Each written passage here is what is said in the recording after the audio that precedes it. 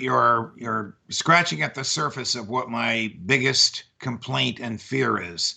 I am not surprised that the government exercised dictatorial powers because the government doesn't care about human liberty. It just cares about power and staying in power. And if the government can give the impression that it's doing something, it will stay in power. What has crushed me and broken my heart is how Americans accepted this, how we laid down and allowed them to close churches, to close schools. Well, the government owns the schools, but to interfere with freedom of travel, with freedom of assembly, even with freedom of speech. I mean, not far from where I am now in this beautiful countrified area on Palm Sunday, 2 Palm Sundays ago, a Catholic priest was distributing palms wrapped in cellophane outdoors to people in their cars, and the state police broke it up. The cars were too close to each other, and they were too close to this priest as he physically handed them the palms wrapped in cellophane. And I went berserk on air and in my writings because the governor who ordered this appeared at a Black Lives Matter rally, and the part of the Black Lives Matter that I think is absolutely legitimate.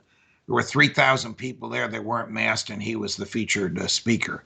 So this is an example of the government using power to promote its own power, and the American public accepted it.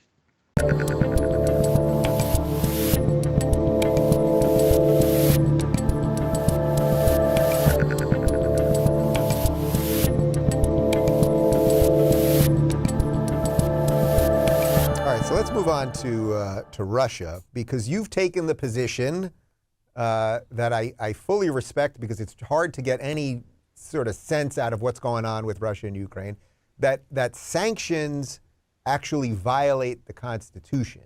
So can you explain that a bit? Sure.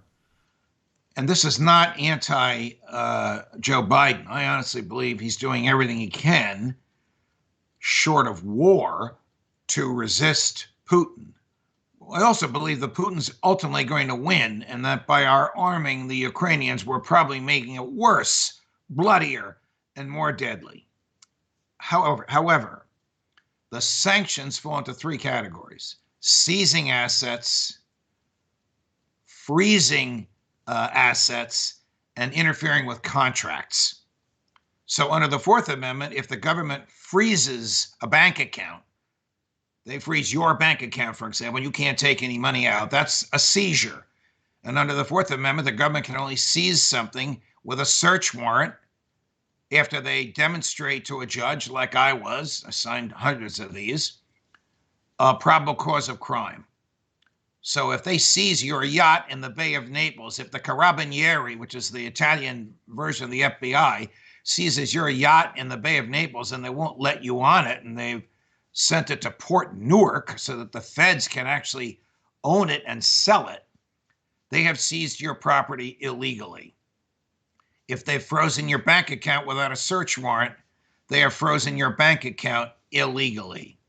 If they have interfered with lawful commercial transactions, if, for example, you're an importer of Stolichnaya vodka and you've paid for a cargo ship full of Stolichnaya and it arrives at Port Newark or Chicago or Detroit, and the feds send it away, well, then the feds have interfered with your lawful commercial transactions. The Fifth Amendment says if the government wants life, liberty, contractual rights, or property, income from the contract, they have to have a jury trial at which fault is proven. Now, under what basis is President Biden engaging in these sanctions? There's 2 statutes, Dave, that the feds enacted. One is the International Economic Emergency Act of 1977, Carter era.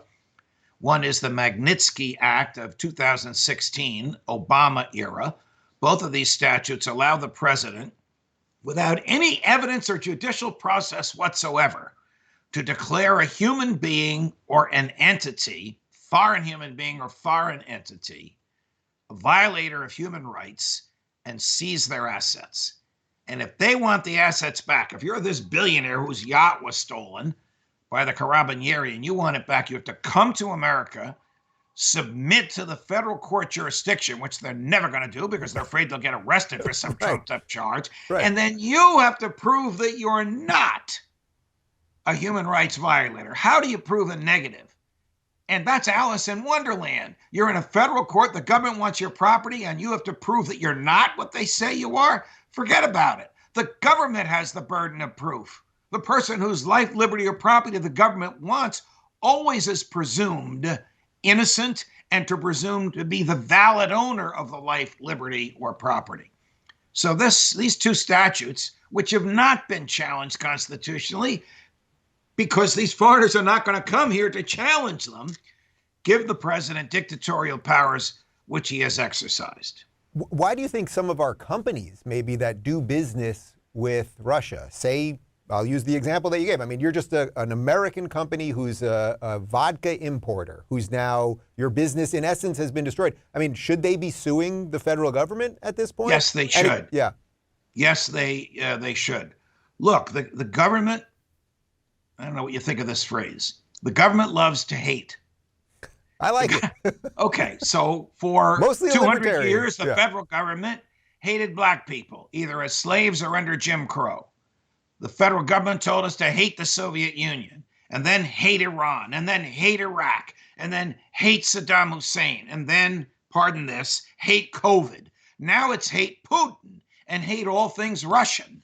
Well, the Russian people have nothing to do with this. They have the misfortune of being governed by a dictator. I don't think he's crazy. I think he's perfectly rational, but he doesn't care about human liberty or about human life. And innocent people are being punished, are being harmed. The ruble buys about 5% today of what it bought a month ago. So you're paying $15 for a loaf of bread that should have cost $1.50. Yeah, absolutely incredible. I hope some of these companies fight that. I mean, because that's where people forget. We're now punishing Americans. These are Americans who just happen to do business with something that perhaps originated in Russia. Let's move to COVID because you've hit it a couple times here.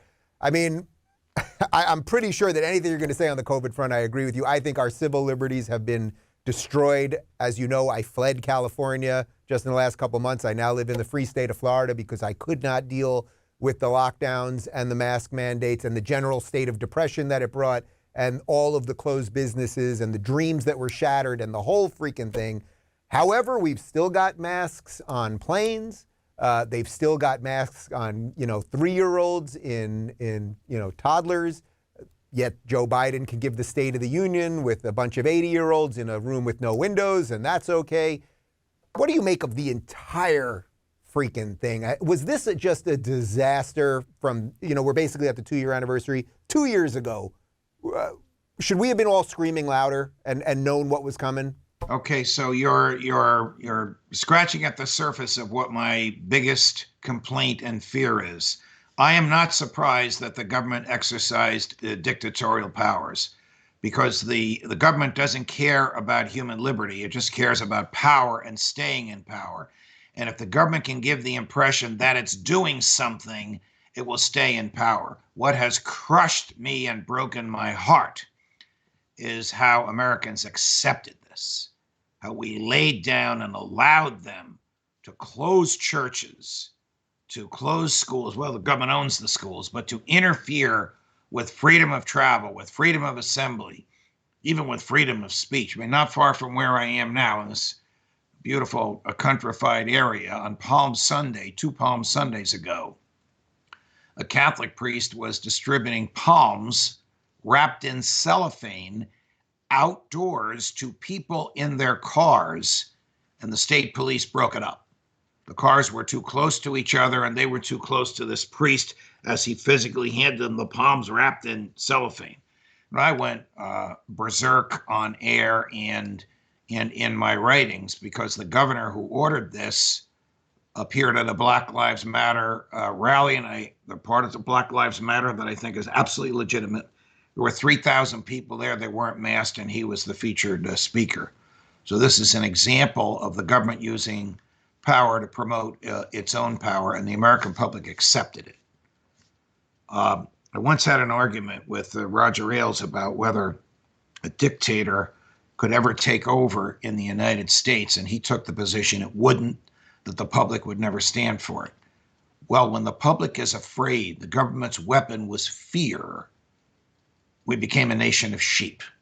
And we still are, because Governor Murphy of New Jersey, Governor Whitmer of Michigan, former Governor Cuomo of New York, that mentality could come back in a week if some unnamed variant of COVID kicks in again.